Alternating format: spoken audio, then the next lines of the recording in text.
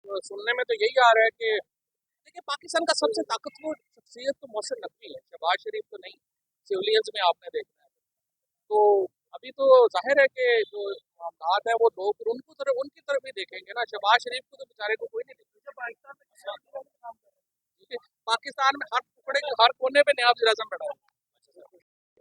एक बहुत ही पाकिस्तान की तारीख का एक अंदोनाक दौर है जिससे हम गुजर रहे हैं। बर्बरियत फस्तायत जो है वो बिल्कुल आप समझे कि एक रूटीन बन गई है। जिस तरीके से लोगों को उठाया जा रहा है, सादुल्ला बलोच को आज 4 दिन होके उठाया गया, पार्लियामेंट हाउस से जाके पार्लियामेंटेरियंस को उठा लिया गया, मुझे जो है सुप्रीम कोर्ट से उठा लिया गया।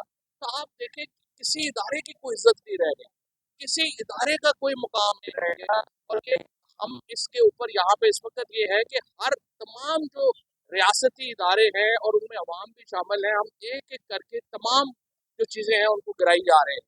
तो मुझे उम्मीद है कि हुकूमत ने तो इसके ऊपर रिव्यू नहीं करना।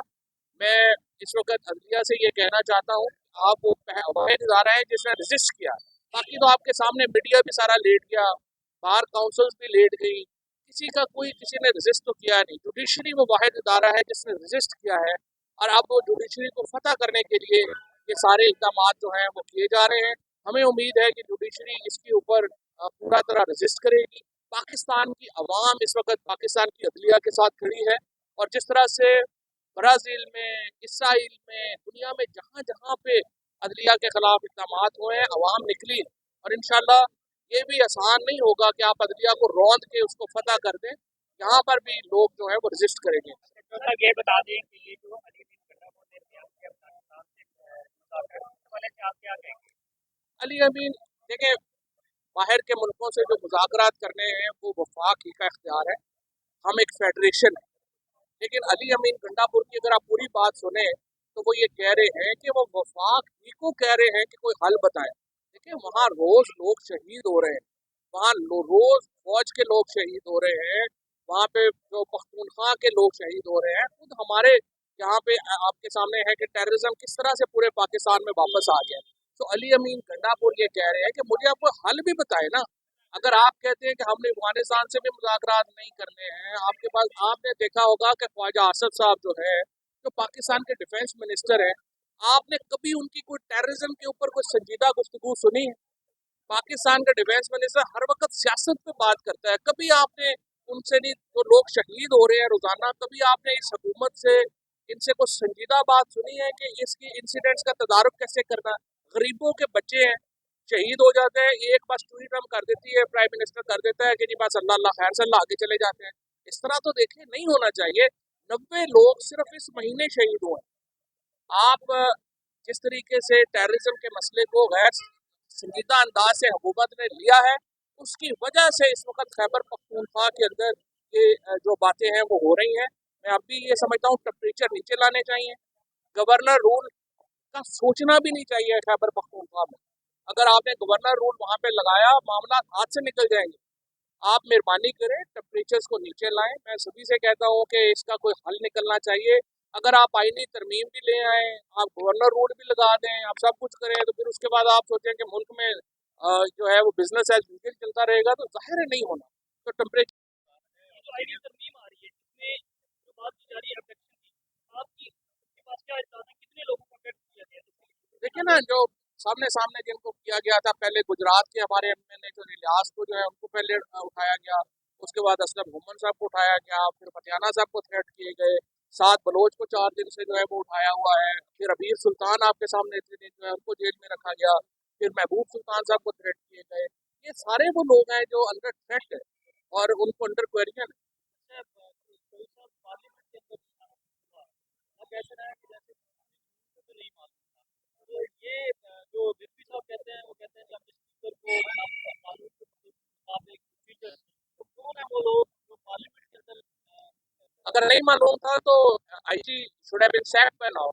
आईजी को घर भेजना चाहिए था अब तक ना कुछ तो देखे ना, दाल में कुछ काला तो है ना।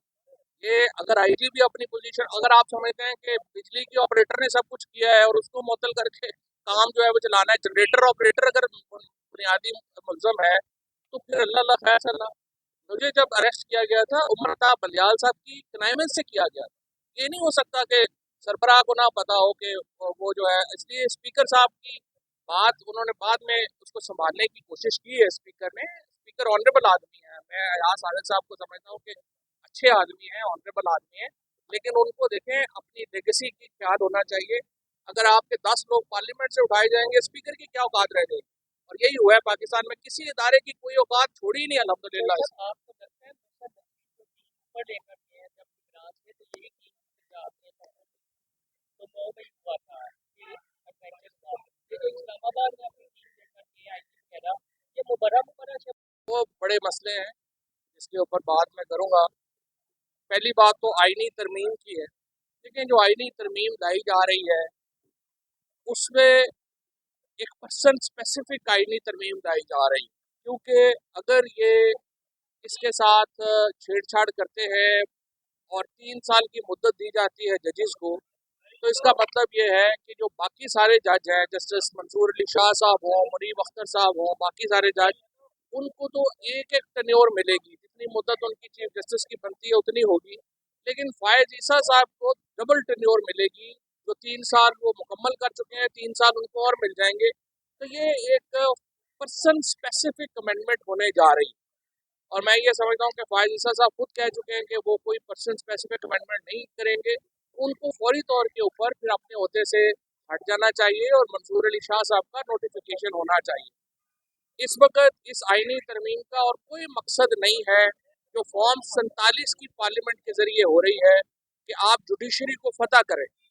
अदलिया को फतह करने का एक प्लान है जो कि इस आईनी तरमीम के जरिए उसको जो है वो अमल पजीर में लाया जा रहा है, उसके ऊपर अमल किया जा रहा है। और पार्लियामेंट पहले तो पूरी पार्लियामेंट वैसे ही जाली है, 18 सीटों के साथ वज़ीर-ए-आज़म बैठा हुआ है, और अब इसके ऊपर भी जब सीटें पूरी नहीं हो रही तो लोगों को अगवा करके, उनके बीवी बच्चों को अगवा करके नंबर पूरे किए जा रहे हैं। तो मैं जो सुप्रीम कोर्ट के चीफ जस्टिस साहब हैं उनसे पूछना चाहता हूँ, क्या आपकी नौकरी जो है वो आपको इतनी अजीज हो गई है कि आप लोगों को अगवा करवा के अपनी मुद्दत में इजाफा करवाना चाहते हैं? ऐसे ना करें। आपका एक करियर है, सारी उम्र आपने इस करियर में लगाई है, क्या इज्जत रह जाएगी? सब ने जाना होता है